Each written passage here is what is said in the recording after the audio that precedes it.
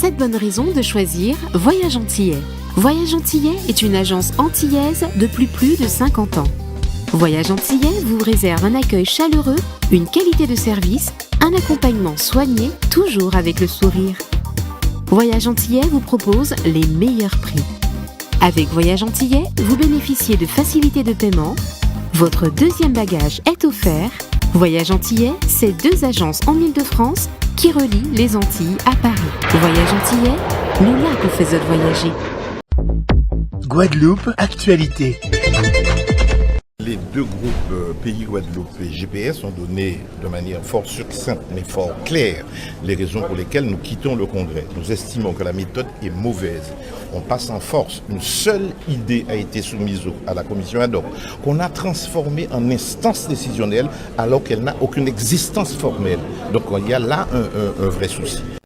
Deuxièmement, lorsque vous faites une concertation, vous mettez toutes les contributions, eh bien on escale celle de certains partis politiques, dont le mien. Ensuite, on ne nous a pas donné les résolutions. Vous découvrez ça sur table et vous-même, vous ne l'avez peut-être pas. Alors que le texte dit, il faut envoyer les projets de résolution 10 jours avant. Ça, c'est la forme. Mais on peut s'en passer, on n'a pas vraiment insisté. Mais sur le fond, on vous propose 2003, identité législative, mais pire encore, on pousse la contradiction à dire, eh bien vous allez gérer le foncier, vous aurez une résidence de 10 ans, vous pourrez même peut-être gérer un peu les migrations, les immigrations, vous aurez un statut fiscal, etc. C'est faux. C'est faux. Et il y a des juristes qui ont cautionné ça. Il faut passer soit dans le 74, soit changer la Constitution. Si M. Macron refuse, on avisera. Et le travail qui est fait, je ne dis pas qu'il est inutile, au contraire, ça va servir pour un projet de loi organique. Mais tout, s'il vous parle de loi organique, ce n'est pas possible en l'état aujourd'hui. Ce sera une loi ordinaire. Et nous, parlementaires, on va modifier ça à la marge. Quelques ajustements. On appelle ça amendement. Vous n'êtes pas loin avec ça. Et pourtant, c'est au sein de la République française. Ça se fait partout déjà. Dans les régions en Europe, ça se fait. Bon voilà, aujourd'hui c'est une forme d'escroquerie, si j'ose dire intellectuelle, que de faire ça. Et de faire croire qu'on propose... Non, il y a une peur derrière. Parce que c'est M. Chalus qui devient président du Congrès le 1er juillet. On a voulu mettre son sein, son nom, sa paternité sur un texte qui est mauvais. Le fond est mauvais, la forme est mauvaise. Ensuite, on ne veut pas explorer la piste que le président de la République, à 3 reprises, nous a donné, à 3 reprises. Je vois ces 3 missionnaires le 19 juin à Paris pour parler évolution institutionnelle pour tous les Outre-mer.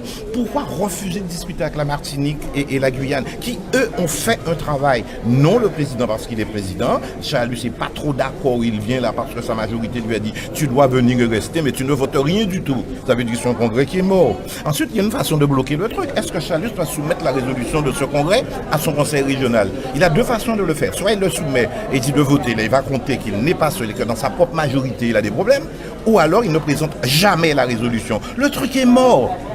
Bon, je ne suis pas surpris, c'est dans le prolongement de l'attitude qu'a toujours eu la Fédération socialiste, puisque vous savez, en 2003, on sait ce qui s'est produit, donc 21 ans après, on se retrouve dans la même situation. Il faut rappeler qu'ils ont participé à tous les travaux, comme cela a été précisé. Le PS également, j'ai eu pratiquement 10 réunions avec le parti, mais aussi les différents membres qui sont là ont participé aux travaux de la commission ad hoc. Et depuis 4 jours, on constate qu'il y a un changement de comportement de tout le monde. Donc c'est de la posture politicienne.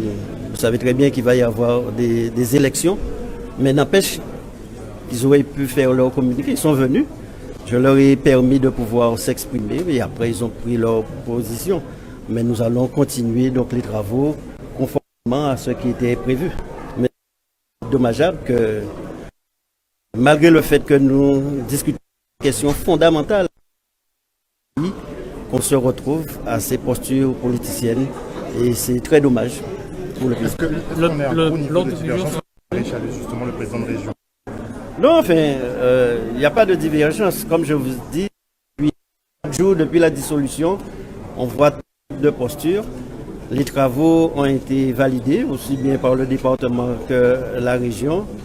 Nous avons eu une réunion ad hoc de manière à ce que tous les membres du Congrès, au-delà donc de la commission ad hoc, puissent être informés.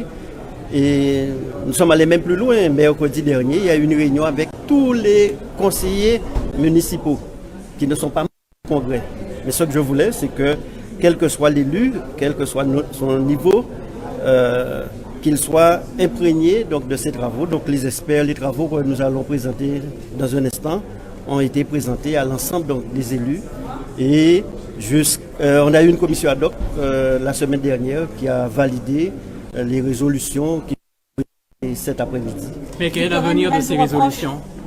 Mais vous savez, le principe d'un congrès, c'est que le congrès se prononce sur des résolutions. Ensuite, ces résolutions sont présentées au niveau donc, des différentes collectivités, régions et départements, dans le même texte qui doit être validé. Ensuite, il appartient au gouvernement de pouvoir prendre connaissance ou pas, et par la suite, qu'il y ait un référendum. C'est le processus habituel. Aujourd'hui, nous sommes dans une situation inédite où même le principe même du congrès a été remis en cause. Vous avez dû entendre dans mes propos où j'ai clairement expliqué on ne doit pas attendre l'hypothétique gouvernement pour qu'il puisse nous dire ce que nous devons faire pour la Guadeloupe. Ce sont les Guadeloupéens qui doivent dire ce qu'on doit pouvoir faire pour la Guadeloupe. Mais non pas attendre que ce soit un gouvernement Macron, Hillard, Glusman ou Le Pen. Donc c'est pour cela, face à cet argument, bien au contraire, c'est maintenant que nous devrions, en tant qu'élus guadeloupéens, dire ce que nous voulons.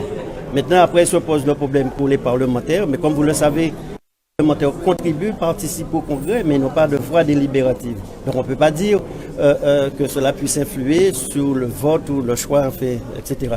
Donc c'est en ce sens que, après concertation, nous avons maintenu ce Congrès. Tout ce que j'espère, c'est que les travaux vont se poursuivre, indépendamment donc, de ces postures politiciennes, mais nous sommes à la veille donc, des élections, ce qui pourrait peut-être expliquer un certain nombre de comportements. Mais le PS pourrait au départ, de ne pas avoir pris une résolution suffisante, c'est-à-dire tendre vers le 74. Mais comment le PS pourrait reprocher qu'on n'a pas pris une résolution alors qu'on n'a pas encore voté les résolutions? C'est cet après-midi qu'on va voter les résolutions. Monsieur Lurel disait que Il ça ne devrait suffirait pas. De passer en force. Mais passer en force, il n'y a pas encore de résolution, aucune résolution. Donc c'est l'après-midi dans le Congrès qu'on puisse présenter des résolutions. Mais pour présenter des résolutions, il faut que vous soyez là. Comment on peut partir et après dire qu'on n'a pas présenté les résolutions? Et vous irez jusqu'au bout, Président? En tout cas, moi, je connais mon principe. Et d'ailleurs, j'ai eu l'occasion de le dire. Aujourd'hui, surtout dans le contexte que nous sommes, il faut faire preuve de courage politique. Quand on a une conviction, quand on a une idée, une vision pour son pays, on doit pouvoir l'assumer, quelles que soient les circonstances, quelle que soit la complexité, quelles que soient les difficultés.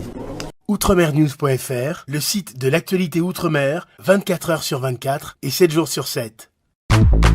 Retrouvez la chaîne Outremer News sur YouTube.